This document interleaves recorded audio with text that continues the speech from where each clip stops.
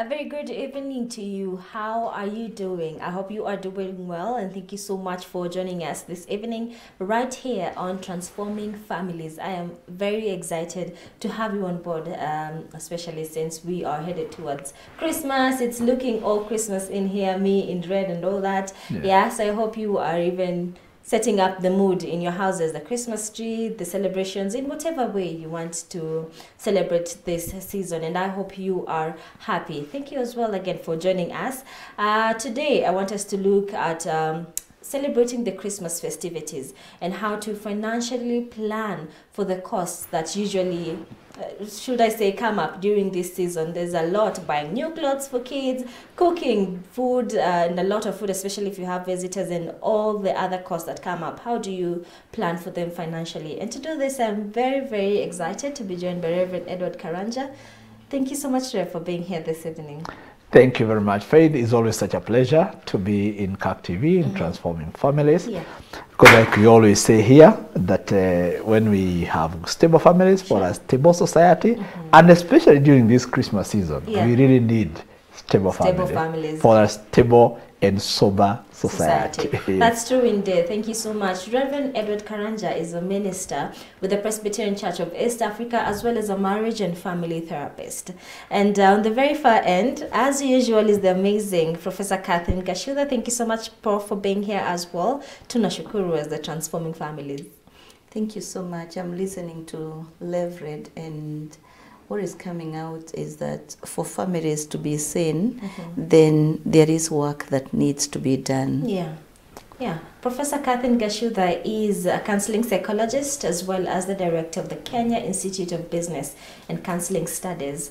As well as why I'm really excited to have you on board for this specific episode is because we are talking about finances, and you guys have been through that. So you not only talk from a perspective of your career, as well as experience, and that is something I believe our viewers will actually connect to, and use the examples as, I'd say, learning.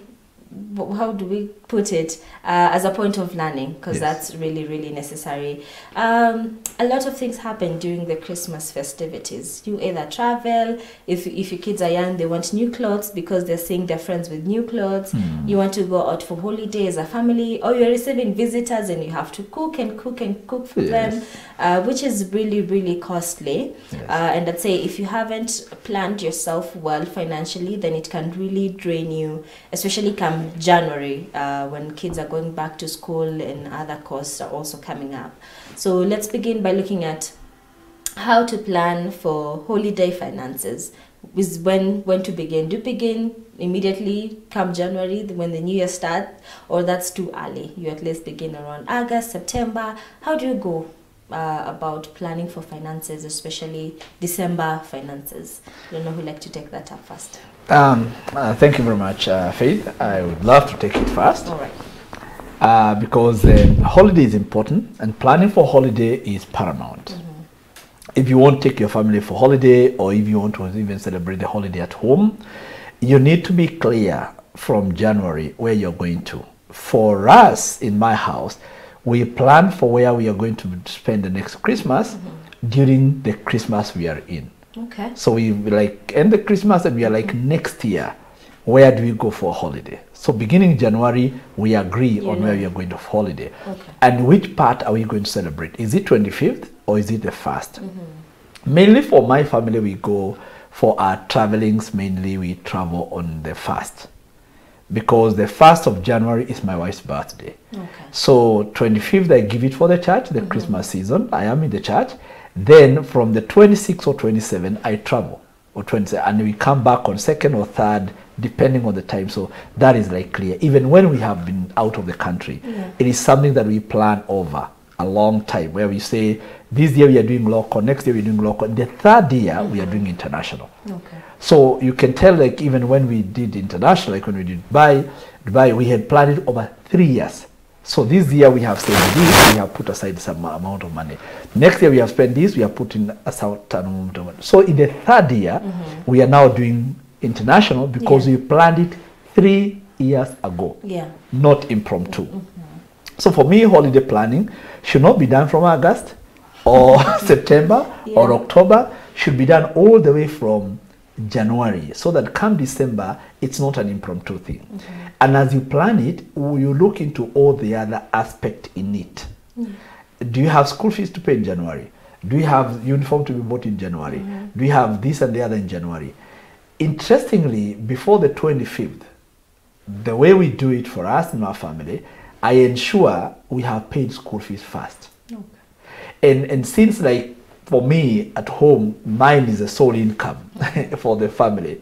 So we got to sit down with my wife and plan it well. So that doesn't come January and we're wondering, how do we pay for the school fees? Where do we go to? What do we do? So we pay the school fees. So before we begin the festivity season, school fees is paid. And that's what I would encourage any of us. So planning, because the question was, when do you start planning? Plan the whole year if you want to take a holiday.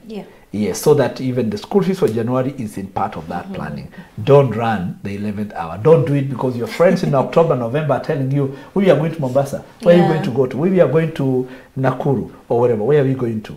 Then plan it early. Even if you're going to spend it at home and we have 3 families coming together for Christmas, plan it early.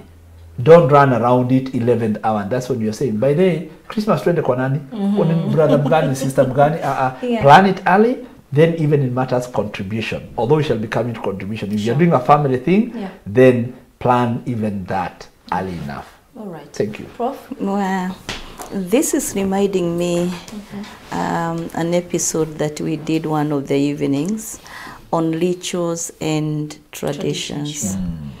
And what Lefred has said is very important in regard to the planning.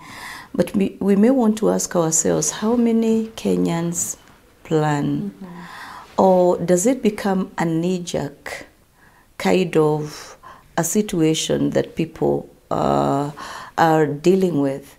Because Christmas is a time of great excitation, but it's also a time of distress. And especially during a time like this one, that is very abnormal for us as a people within this country and even beyond. Because we may have planned very systematically, the way Lefred has said, but crisis situations come. And crisis situations can come in our home, or even friends or people we know, they may be going through crisis situations. Or even as a country, we go through a pandemic like the one that we are going through. And all the plans that you had before have been thwarted completely. And therefore, even if you had planned, you need to review your plan again. To tell yourself, at a time like this, do we need to move out of our home, or do we need to do events within our home, depending on the finances that we have? And also realizing that finances are not limitless. Because just like Refred has said, you have other needs that you have to take care of. The needs of the children going back to school in a new year. And even parents who may be requiring more support because they need medical care. Because within a family, we have to bring together and list all the needs that are there so that Christmas does not affect all the other things that we need to look into. So we are saying there must be planning and intentionality in whatever we do when we are thinking about spending. Because getting joy and excitement and happiness does not come with the amount of money we spend or even where we go. It is in how do we plan and what do we want to get out of our Christmas moment. Because for some people, it can be a time of retreat. I want to go to Shags and spend my time there. And therefore, maybe, apart from what we are going to be eating and drinking at home, which may be normal, I just want a sabbatical. And that sabbatical is going to refresh me as I prepare to come back or to go back to work in a new year. So we want to say, For those who have money to spend in a big way, let them plan, as Levered has said. But for those who are feeling they have been limited because of the pandemic and other crisis situations that they have gone through, they can decide what they have is what they are going to enjoy, and they're going to enjoy to the fullest, because full enjoyment is not determined by money, but it is determined by how we look at it. Thank you for that, Prof. I really loved what you mentioned, that you planned for a trip 3 years in advance, which means that it just did not happen. It's a process that takes a lot of planning and a lot of sacrifice. And thank you, Prof, for highlighting that. Actually, that was going to be my next question. How do you remain disciplined with your savings? You know, you're saving this for the holidays, then here's an emergency or here's a crisis. How do you remain disciplined and say, no, we're not touching this? Or when should you get to a point where you're saying, okay, let's take this and chip it in here, we'll know how we will handle when the holidays are here? Yeah, when it comes to the issue of discipline, discipline is very important in life. In anything you encounter to do, you got to be disciplined. Remaining focused and asking yourself, what is it that I want to achieve at this particular time? What is it that I'm looking forward into achieving? And even those things, sometimes we think they are an emergency. Are they urgent? If it's urgent, is it an emergency? Like we always would even ask, even in counseling, is it, you know, it could be urgent, but it's in an emergency. You know, it's important, but can it wait for some other time? If you have saved some money somewhere for school fees, for example, in January, and by any chance the holiday money is consumed by an emergency, what gets compromised is not the school fees money, it's the holiday money. Because the school fees is paramount. But the holiday can always be pushed for another time. Because even for those that can afford to travel, you can even look into, when am I going to travel? I'm going to travel during the off-peak. There is that time when the hotels even have, it's low. That's the time I'm going to spend. And when you talk about holiday here and spending for holiday, it's not necessarily going to Mombasa to swim. Not necessarily going to Naivasha to swim. It could even be going to Kandozweni, to visit with your parents and your relatives. Even that travel. And sometimes we think that is a very cheap holiday. It's never. It's never. Go to the village when people have visited there. That holiday is never cheap. Umebeba watoto, umeweka kwa gari, ama matatu. Matatus are, charging double the price of going back to your home. And the expense during that time is very high. So that's the moment you look around and you're like, do we have to do it this time round? Or, and I have even seen some people, family, because of the traditions, people who decide, we will not now be meeting over Christmas. We'll be meeting over Jamhuri Day. Because during Jamhuri Day on the 12th of December, maybe it's a little bit cheaper. The travels are cheaper. During Christmas, we will stay in our village. We'll stay in Kisumu. We'll stay in Nyeri or whatever. We'll stay there. We are not going to travel. We travel. Others have decided we will travel by Easter, because you're planning a holiday over the Easter period. So even if there is a tradition of wanting to spend and travel over December, ask yourself, which is pocket friendly for us. Like now the pandemic has struck us, the issue of the COVID-19. The COVID-19 have come around. Maybe your business went down. Your employment, probably you lost your allowances, and all you got now were the salaries. And enough people, got that. Only the salary, no allowances. So you're looking at your finances. Even if you had planned to travel in a certain place, you can now decide there was an emergency that came around, there was a pandemic that came over, that has cut down on our finances. So this time round, our holiday will not be in this place, it will be at home. We'll bring Christmas here. Or we're even going to gather the families around Nairobi. The families that are far away, you gather around that place, because maybe there is not even enough time to do the traveling. So you can also be, you can adjust. So you can't be static, to answer your question. You cannot be static or rigid on a budget and decide, this is traveling money. If a pandemic came and you spend that money on, staying home, because you stayed home and the kitchen budget went higher, than it used to be during the COVID-19. You can decide we are not going to travel, we are going to stay around. We can push our holiday to April or next year Christmas. Yes. Thank you so much for that, because there are families who feel like going for a holiday is such a necessity that they can't do without it. And it's really quite important that we highlight that it's okay, you can push it forward. Do not get angry at your mom or at your dad because every other family is going out and you are staying at home. I think it has been a really tough year. Yes, and that's why I feel to understand. The families that are listening and watching us, Prof, they need to be kind and considerate to the breadwinner in the family. Sure. Because sometimes whoever is the breadwinner, the rest of the family members say, you are mean, you're not doing us a holiday, you're not taking us anywhere. Because we don't seem to understand what the breadwinner in the family could be going through. And you see, if one even had rental houses and they're not being paid well, one had milk business, haiuzi vizuri, the bonus for tea, this time round went down.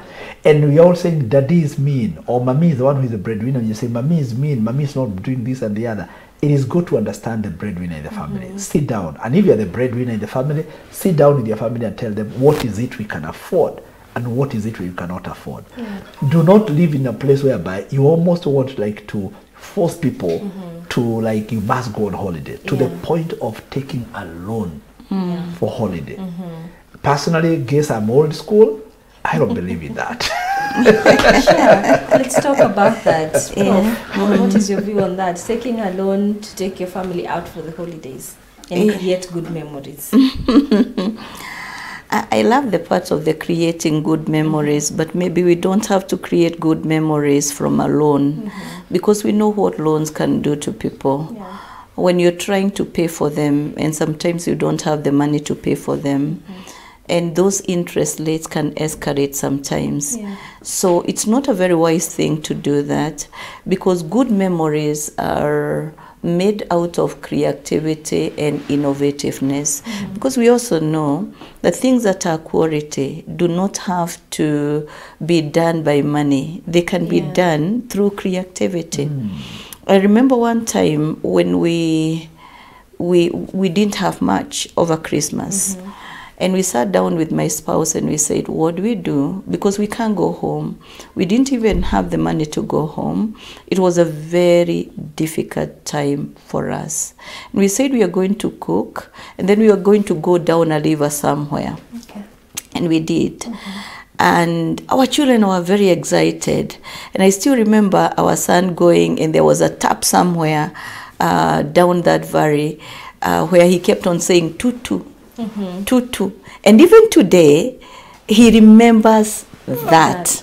It was a very creative way of spending Christmas. And if there is any Christmas we remember, it is the tutu Christmas. It was a Christmas of rack, but it was a Christmas of creativity, a Christmas of flexibility, and a Christmas of just accepting ourselves the way we are. Or we were at that time. Well, that's encouraging. That's awesome. I mean, that's exactly what you're saying. You do not have to spend millions to be happy. You don't have to spend hundreds of thousands to be happy. You can create a little heaven where you are, a little excitement where you are. And sometimes what we think is very exciting is not what is exciting. You can even take people to a very expensive place and you end up not being happy. Like if you're in the city, you can choose somewhere, like even do a little picnic if you have a car, get some food, put them in the car, and it could just be that simple processed or junk around the creeps and whatever, and go down, drive somewhere to a river or to a park, and you go to that park and you enjoy your Christmas. It will be memorable for those children forever. If you belong to the generation that is now us and probably a little bit advanced, you can gather a few friends, do some boozy, boozy choma, enjoy, you meet around there and have fun at that particular point. So I would say you don't have to spend a lot of money to be able to go out on holiday. But again, make it special. Make holiday special. Don't tell the family, no, it is a pandemic time. And since it's pandemic time, we are not eating Christmas here. We are not going anywhere, we are just going to sit at home. No. Make it special. Somebody was saying the other day, chapati had a lot of maringo. because chapati was only gotten over Christmas. Yeah. And Oh, chapati yeah. used to have a lot of maringo. So he says, chapati now inakulwa mpaka kwa street. So this person was saying, wacha maringo, unaweza kuwa kaa chapati, you know. Yeah. Siku moja unaweza kujikuta mpaka kwa street. All you need to do is be special. Maybe, you know, it is githeri that is special today, it's modokoi that is special today, maybe it is samaki that is special today. Yeah. Make it special wherever you are. Just ensure that, again, you don't become a very boring family over Christmas. Trying to find something exciting for your family and do it for them. Yeah. Thank you. I'm really excited that we've talked about planning for an international trip, for example, as you mentioned, and taking years to plan for it. Yes. And even when you are lacking, especially during this tough period, go out at Uhuru Park, say for example, and just set up something special for your family. And I really love the fact that we are looking at both these instances, which are really important and are both considered as memorable. But let's talk about why is it so important. Usiambie watu, now, you know, it's been tough, so we're just staying home, cook ugali or chapati, and that's it. That's how we celebrate. Why is it important to have that aka moment just outside and laugh and talk about, say, happy things together? Yeah, one is because it's a tradition. Because when things are done over and over again, you feel like you're missing out in action in a tradition. And you'd want to continue with the tradition the way it is always packaged. And the way Christmas has always been packaged. And like Refred says, the cooking of the chapatis was the climax. Yeah. They're going to borrow a pan Yeah. in the villages. And In the villages, our animals. children cannot even understand that. That you cannot afford a pan. It is like 2 or 3 in the village. Yeah. And you have to keep on going to borrow and waiting as we are going to be cooking at 1, as we are going to be cooking at 3 after Akina Faith they are through. And there is a lot of excitement around that. And even in churches, the excitement was major, you know. And so this tradition is a lovely tradition. If we can remove the money element and say, yes, money is important, but let's look at the key things that we want to celebrate, really. It's a Christian celebration, and we need to know it's a time that Jesus Christ is born, and therefore as Christians we are looking at it differently, because sometimes we lose the message and lose the key celebration and go to the exetlas and the miscellaneous. And the exetlas and the miscellaneous are there in the spending of the money and they are in going to wherever we want to go. It's a classic thing to do, but again we need to remember that there is the very important core issue that we are coalescing around so that we can be reminded about our Christian faith. So why is it important? Because one, there is a Christian connotation to it. But there is also a family connotation to it. And there is also an international connotation to it. It's a time of relaxing. It's like we have worked the whole year. And Christmas is a time to just allow yourself to be. And that's how we know it. Just allowing ourselves to be. And therefore, people are easy with each other, very easy with each other. And it is very automatic to be easy with yourself and easy with each other. But we can be easy with ourselves dangerously. And therefore, it is important in many dimensions. As workers, yes, it's a time to relax. As Christians, it's a time to remember that we are Christians and that the Messiah has come to us in our midst, and it's something that we need to celebrate and be happy about. And at the same time, as families, it's a natural time and a longer period of time to be together, because other times it's touch and go. But this time is not touch and go. You have like a 2 weeks or even 3 weeks, or even for some companies, 1 month. 1 month. Thank you so much for that. Rev will come to you after the break. But thank you, Prof, for reminding us that Jesus is the reason for the season. And that's really quite important. So we're taking a very short break right here on Transforming Families. Do not move a muscle. We'll be right back.